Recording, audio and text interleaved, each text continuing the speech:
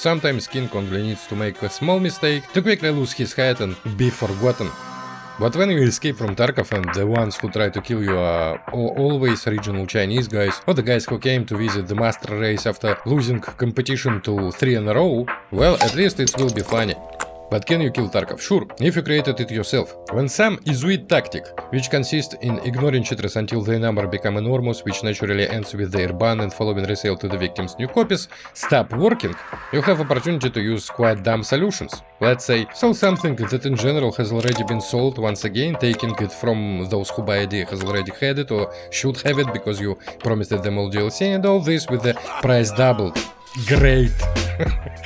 And let's be honest, Tarkov audience is special and could have accepted it if you didn't break the terms from the previous pack. And it's not that there's anything wrong with them, it's because there is no other product like that with its fanatical attention to details. It's like an abusive relationship. However, somebody decided to use this scandal. How the fuck am I funny? What the fuck is so funny about me? Tell me what's funny.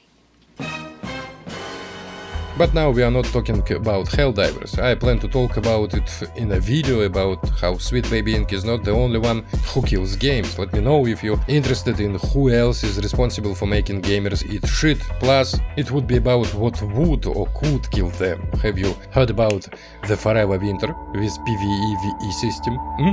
But now it's about those who, for whatever reason, thought they could be a competitor to Escape from Tarkov. At first, arenabreakoutinfinite released a new video about how cool they are, and they start CBT, or how it's in English, close beta. And if you don't go into detail or don't know what a Tarkov is, it may seem like everything is pretty good. Soldiers run, shooting, someone dies, equipment of different levels is available, a lot of loot. It's all kinda okay, but the game is from Chinese company that has previously made a clone of Tarkov on phones, so unique features? None.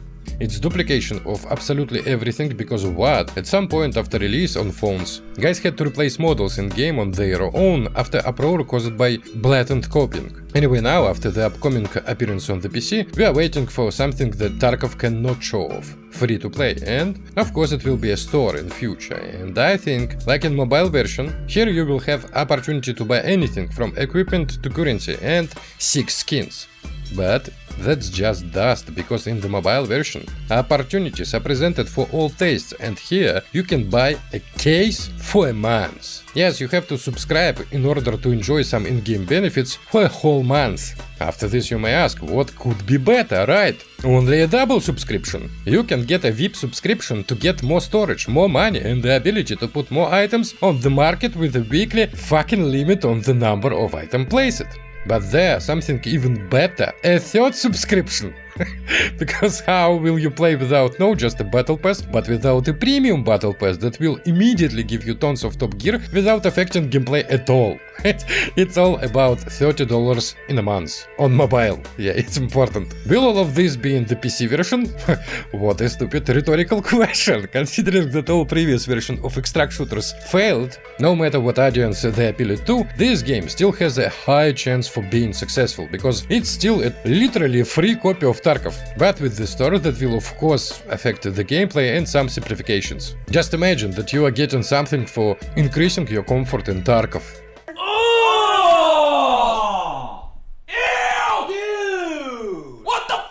As a result, the game will simply turn out to be too complex for COD fans and too casual for hardcore players, and additionally visuals, sounds, atmosphere in general is just like, okay, like meh. It's hard to explain. If you played it on your phone and didn't see Tarkov PC release, it's something incredible, but why would you need it if you play it on phone? And if you've played Tarkov, again, why would you need it? For the rest, it feels like it's a game for a week. It's better than all previous attempts to kill Tarkov, but it won't be able to beat him because it itself feels like a mobile game. Shooting feels especially casual. It just doesn't give you that elusive thing. And this is important. In Tarkov you have special vibes from the Eastern European apocalypse. A mixture of doom, greed and facing luck that can only appear where attention to the smallest elements of gameplay creates an atmosphere that generates it. Or Gray zone warfare. They also decided to rush to success. Ideas in general are not bad. What if you give players whole map, which is kind of shown in Tarkov, but which is split and makes unhappy players try to survive in stuffy small zones. Then give them something that looks like a mission, which is hiding in center of very dangerous zone, and at the same time make everyone fight among themselves and local population and turn everything into PvPvE experience with the plot that makes players rip each other's just to get into the center of the zone. All of this seasoned with the richest arsenal of the most diverse tactical equipment, with close to reality system of movement, shooting, damage and more. Wow!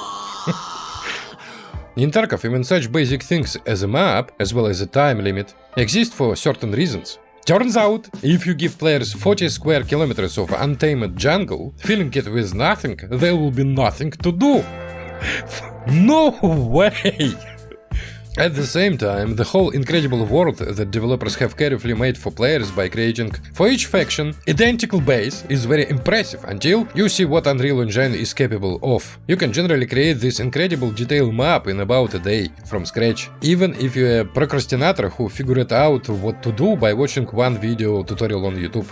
But yes, it's only early access, so do not forget about other features. This is a tactical shooter in which to get to the point of interest, you either walk for many kilometers and regenerate stamina, fascinatingly realistic and very funny, or move there on the most stealthy transport which you can have. Helicopter, because of which, when you go to the place where finally, after 20 hours, interests of several corporations cross, right after landing you will be killed by your colleagues who came to the noise, and then you return to the camp to spend a few more wonderful minutes sitting in the helicopter and look at the jungle from which you are already sick. Later, developers fixed this, showing a deep knowledge of implementing tactical realistic shooters and attention to details, giving you temporary immortality after landing. Just like in real life. But it won't make you give up, because you will find a bunch of the most lazily made quests identical for everyone, a stack of which are in every small settlement, and which are sometimes impossible to pass without Google, because I don't know where the farms is, because you've got fields everywhere. But it's probably worth it, because you'll unlock new weapons and attachments to fully enjoy the gun porn. Just not here. You can of course build weapons from scratch by buying all parts from traders separately, but basically it's obvious that no one in Tarkov is running around with something like this. At the same time, everyone did it, because it doesn't matter that it doesn't make sense. What matters is that you can do it and see your creation. I can't explain it, but seeing it makes something warm rumble inside you. It's right, it's soulless. And the whole gray zone warfare thing, it's like guys just tried to do absolutely everything wrong. It's somehow respectful, but it doesn't make you want to play it. It's more like Armo Squad, but it won't beat it. Even the loot is just gone. In Tarkov you're ready to search every trash can because there may be something valuable. From the scavs you can pick a case that will be worth a couple millions, or the most diverse equipment. In Grey Zone it doesn't make any sense. Everything is copied and pasted and lacks any normal variability. But you will have to search dead bombs for keys, because keys are needed for quests and you will farm them like an MMO. Why? Because bots with keys are rarely generated.